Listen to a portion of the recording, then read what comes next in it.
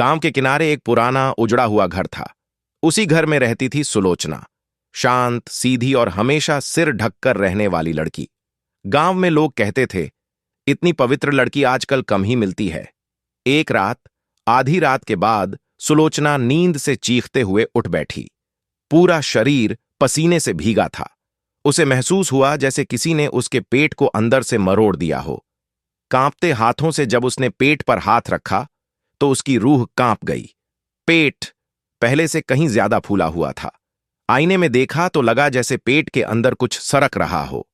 उसी पल उसके कानों में धीमी भयानक आवाज गूंजी, समय आ गया है।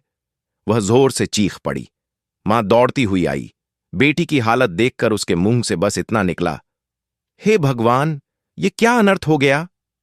सुबह होने से पहले ही उसे गांव के पुराने तांत्रिक के पास ले जाया गया।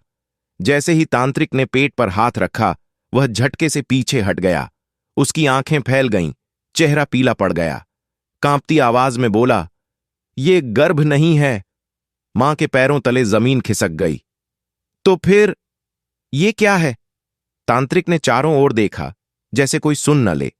फिर बहुत धीमे बोला, ये वही शक्ति है जिसे इस गांव ने सालों पहले जमीन के नीचे दबा दिया था।